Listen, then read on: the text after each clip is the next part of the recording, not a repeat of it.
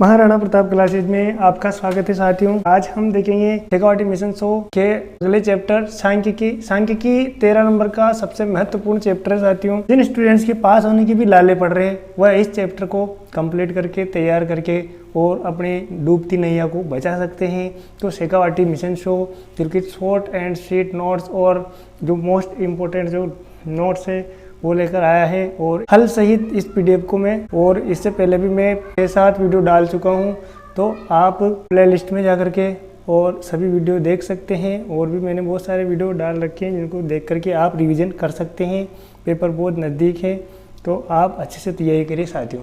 तो देखते हम सांख्यिकी केंद्रीय प्रवृत्ति। अब केंद्रीय प्रवृत्ति क्या होती है? सांख्यिकी में दिए गए आंकड़ों से श्रेणी के अधिकांश पद जिस आंकड़े के आसपास केंद्रित होते हैं उन आंकड़ों को केंद्रीय प्रवृत्ति कहते हैं। इसे केंद्रीय प्रवृत्ति की माप अथवा माध्य भी कहा जाता है। ये 3 प्रकार के होते हैं। पहला है माध्य और बहुलक है और एक है माध्यक। यानी कि ये क्या होते हैं? तीनों केंद्रीय प्रवृत्ति के माप होते हैं। ठीक है, इनसे क्या है लगभग मान निकल जाते हैं कि जैसे कि सेंटर का मान हो, बीचों बीच का मान होगा, केंद्र का मान होगा, ये निकल जाता है। तो सबसे पहले हम देखते हैं समांतर माध्य। अब समांतर माध्य क्या होता है? यदि किसी चर राशि के एक समान क्रमशः x1, x2, x3 हो तो उनका समांतर माध्य होगा समांतर माध्य। अब समांतर माध्य का सूत्र आ रहा है मुझे। समांतर माध्य x बार बराबर x1 plus x2 plus x3 plus dash dash dash plus xn हो जाएगा। और बट्टे ये जितने भी है n, जितने भी ये संख्या है, जितने भी ये है नंबर वो आ जाएंगे बटा n बराबर। इसको हम कह सकते हैं sigma xi upon n। xi का मतलब क्या होगा? ये जितने भी है इनकी संख्या हो जाएगी, कितने हैं इनका जोड़ हो जाएगा। जितनी संख्या है उनकी संख्याओं का योग, जैसे कि ये 10 है, 3 है, 10 है, कितने का भाग देना है। यानी एक तरह से ये क्या है? औसत की तरह है। हम देखते हैं माध्य। अब माध्य क्या है? माध्य यदि प्रेक्षणों x1, x2, x3, xn की बारंबारताएं क्रमशः f1, f2, f3 dash dash dash f1 n हो, यानी कितनी भी हो, तो इन सभी प्रेक्षणों के मानों का योग f1 x1 plus f2 x2 plus f3 x3 plus dash dash dash fn xn है, तथा प्रेक्षणों की संख्या f1 plus f2 plus f3 dash dash dash fn है।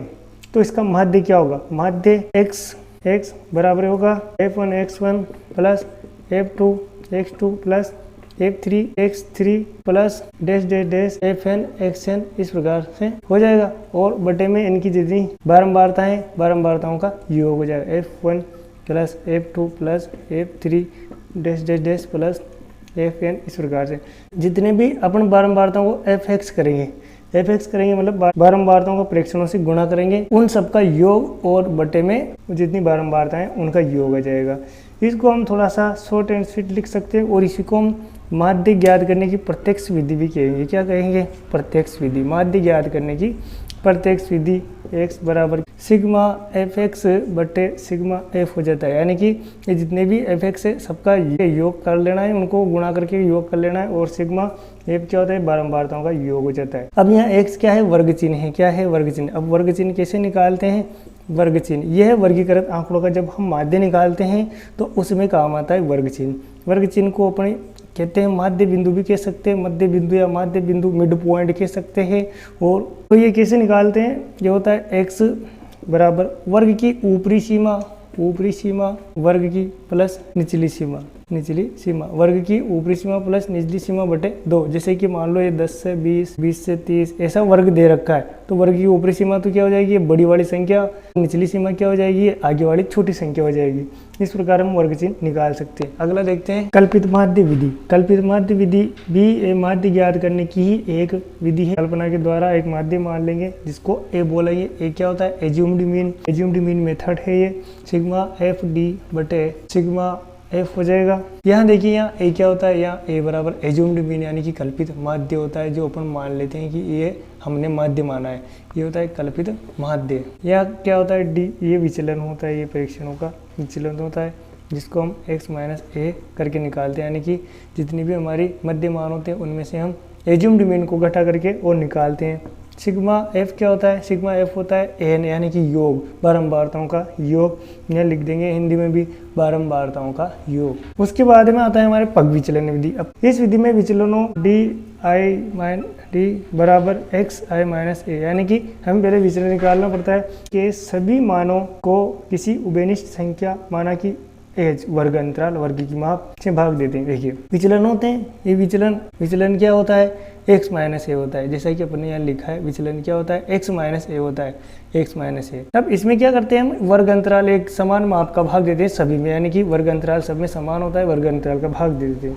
अब इन विचलनों को h से विभाजित करते हैं, यानी कि h का भाग दे देंगे इन विचलनों में और नए विचलन लिखते हैं, अगला कॉलम बन जाएगा जिसको हम क्या बोल देंगे, u बन जाएगा, तो नए विचलन लिख देते हैं। इसका एक सूत्र हो जाता सामान्य सा, a plus sigma F you upon sigma F गुणे एच हो जाता है। ये हमारा पग विचलन विधि का सूत्र। यहाँ ए हम जानते हैं ये कल्पित माध्य है, माध्य, और यह हम देखते हैं एच जो दिख रहा है हमें ये है वर्ग अंतराल या वर्ग माफ के देंगे, और सबके बारे में अपन जानते हैं यू वगैरह, यू तो हम इसे निकालते हैं बड़ा बड़ा करके, एच का भाग देने पर वो जब x के मानों को अंतर अधिक व मान बड़ा हो या बारंबारता अधिक हो तो गणना की सरलता के लिए पद विचलन u बराबर x माइनस ए बटे एच काम में लेना सुविधाजनक रहता है। देखिए हम एक बनाते हैं कि d बराबर x माइनस ए बना लेते हैं, फिर वापस से बनाते हैं u बराबर d बटे एच, ऐसे बनाते हैं तो हमारे दो कॉलम बनते हैं। तो सीधा u बराबर कर सकते हैं, u बराबर x माइनस ए बटे एच, ऐसे कर सकते हैं, यही कह रहा है और कुछ नहीं कह रहा है। इसके बाद में देखो हमारे प्रश्न आते हैं। पहला प्रश्न है यदि 6, 8, 9 x व 13 का माध्य 10 हो तो x का मान ज्ञात कीजिए। हमें क्या करना है, सामान्य विधि से क्या करना है, x का मान ज्ञात करना है। 6 plus 8 plus 9 plus x plus 13 ये दिया गया है बटे इनकी संख्या कितनी है, 1 2 3 4 5 बटे में 5, और इनका माध्य कितना दिया गया है, 10 दिया गया है।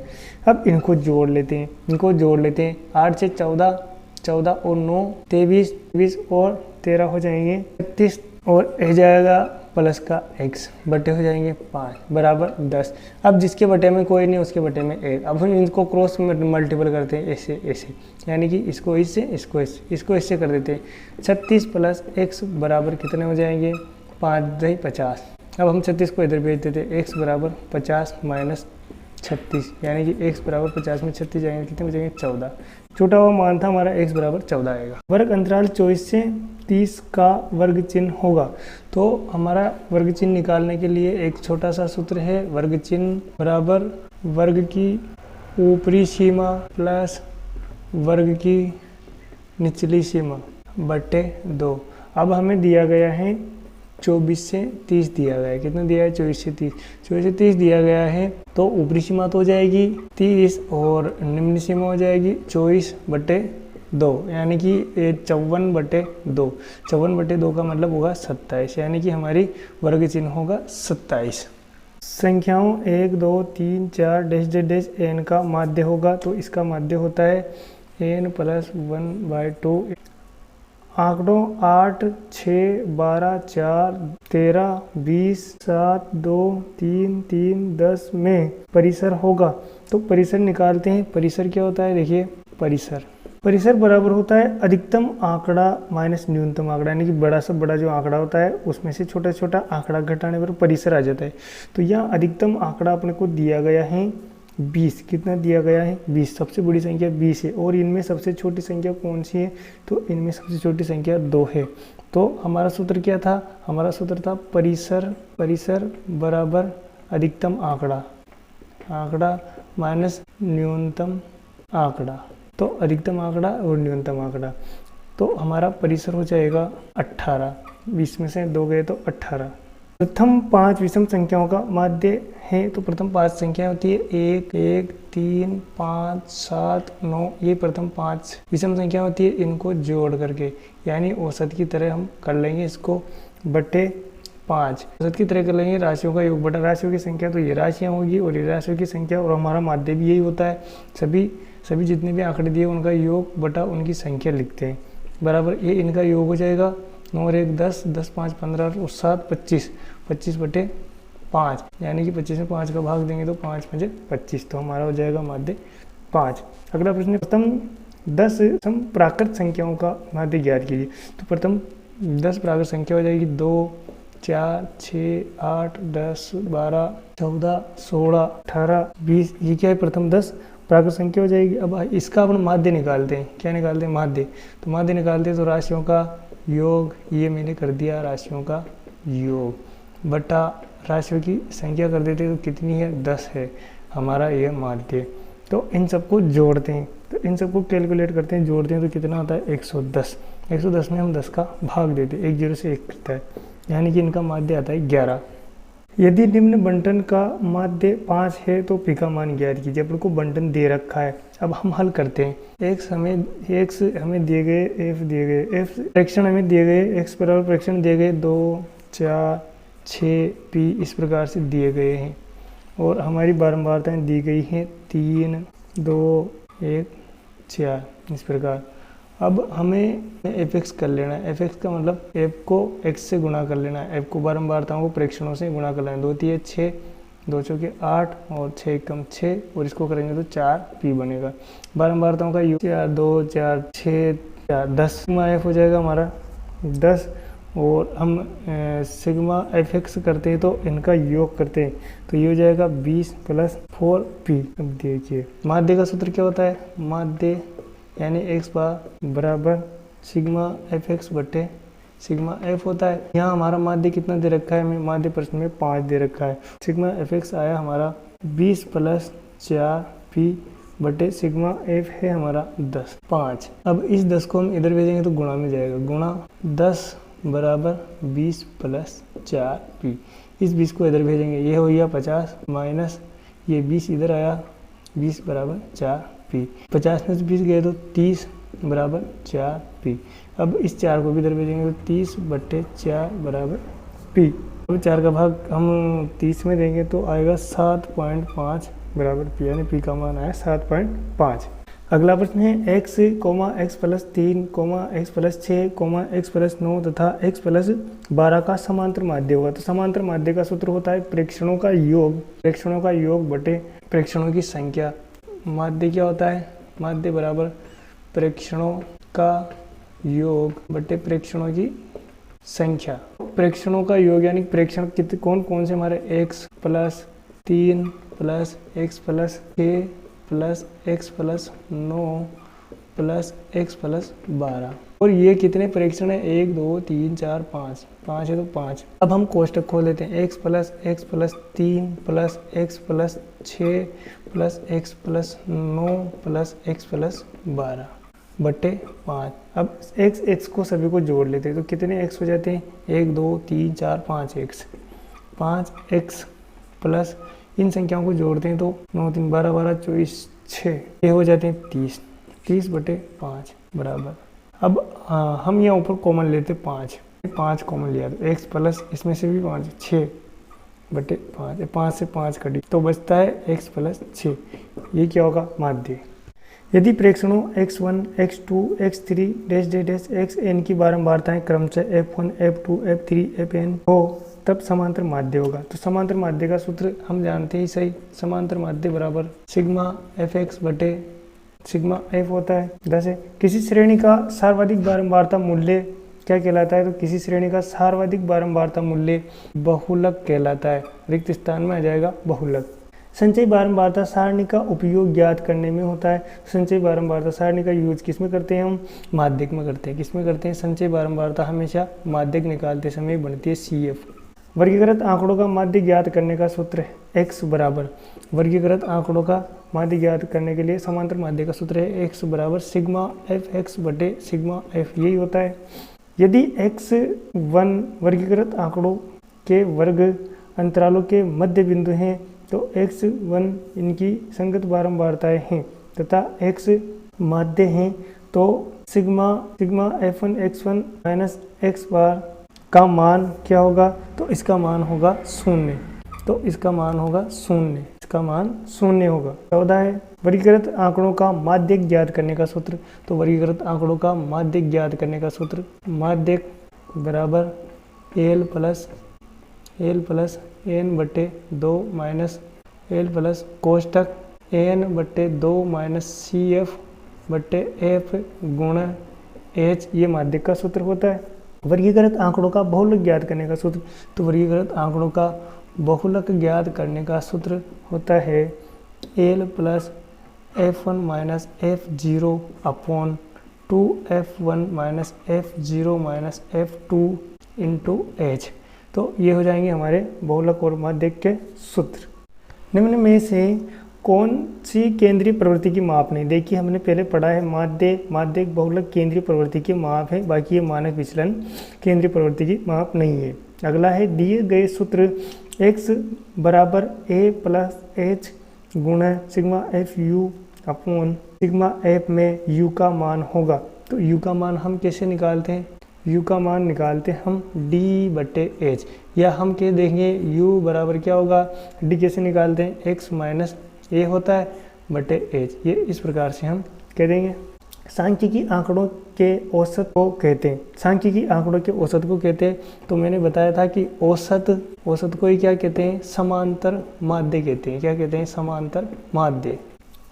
प्रथम 5 पूर्ण संख्याओं का माध्य ज्ञात करो। तो माध्य बराबर प्रथम 5 पूर्ण संख्या हो जाएंगी 0 प्लस 1 प्लस 2 प्लस 3 प्लस 4।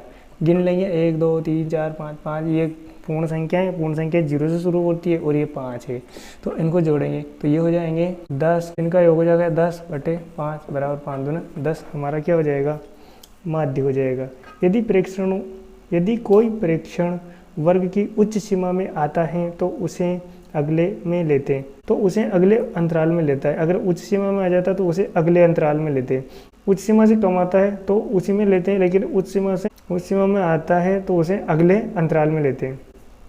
खाली स्थान है आलेख द्वारा निर्धारित नहीं किया जा सकता है, तो माध्य को आलेख द्वारा निर्धारित नहीं किया जा सकता है। निम्न बारंबारता बंटन का माध्य ज्ञात कीजिए। अब हमें एक बंटन दिया गया है जिसका हमें माध्य ज्ञात करना है।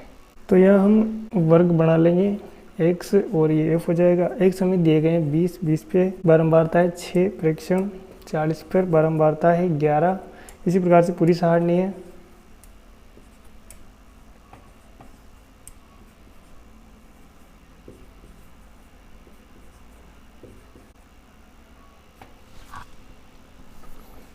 तो इस प्रकार मैंने ये सारणी बना दी है।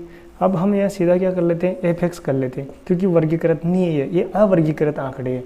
20 fx कर लिया मैंने, fx कर लिया। fx का मतलब f को प्रेक्षणों को बारंबारताओं को गुणा कर लिया। 20 चंग 120 होता है, और ये हो जाएगा 440, ये हो जाएगा 210, ये हो जाएगा 200, ये हो जाएगा 240, ये हो जाएगा 114, ये हो जाएगा 80। अब हमें सिग्मा f करना है और यहाँ करना है सिग्मा fx। तो हमारा सिग्मा f यानी कि इनको जोड़ते हैं तो इनका आता है 35, और सिग्मा fx करते हैं हम, सिग्मा fx करते हैं तो इसका योग आता है 1390। अब हम माध्य का सूत्र लगाते हैं। माध्य बराबर सिग्मा fx बटे सिग्मा f।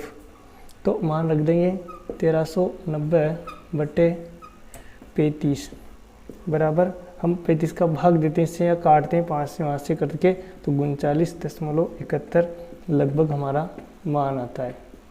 निम्न बारंबारता बंटन का माध्य ज्ञात कीजिए। तो हमें बारंबारता बंटन इस प्रकार से दिया गया है, तो हम इसको खड़ा बना लेते हैं। ये हॉरिजॉन्टल दिया है, अपन वर्टिकल बना लेते हैं।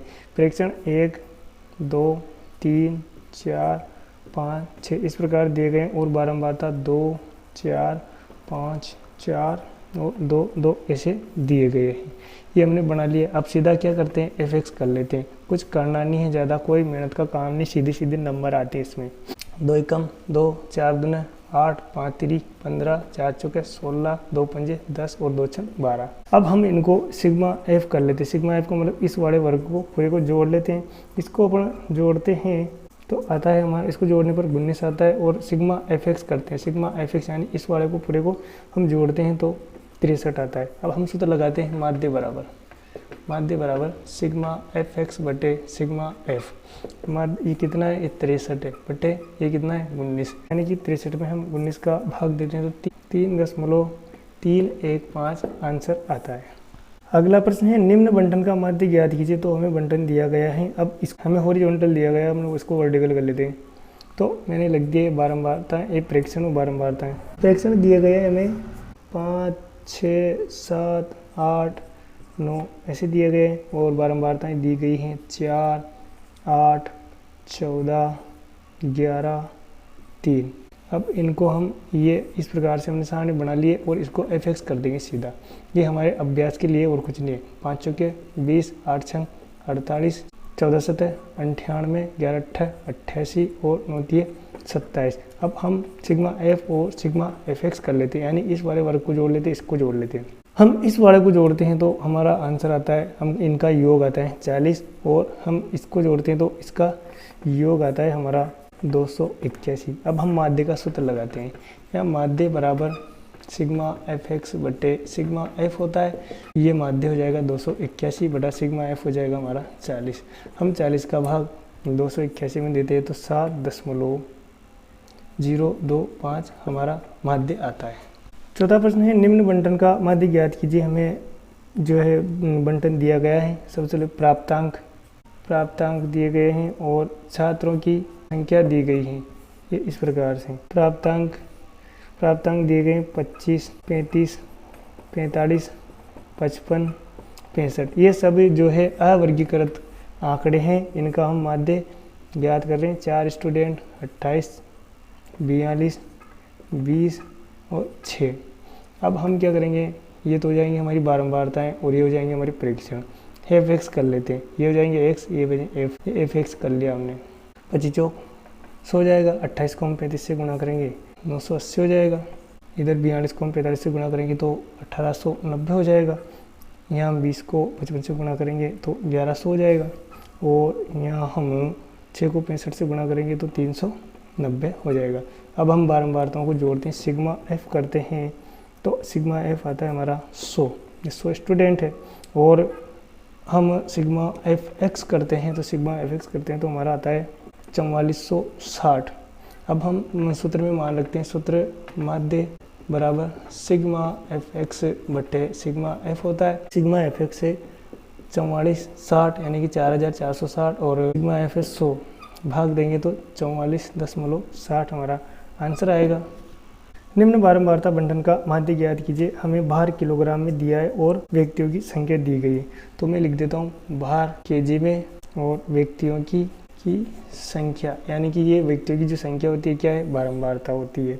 अब ये वर्गीकृत आंकड़े अपन को दिए गए हैं। 40 से 44, 44 से 48, 48 से 52, 52 से 56, 56 से 60, 60 से 64, ये इस प्रकार से।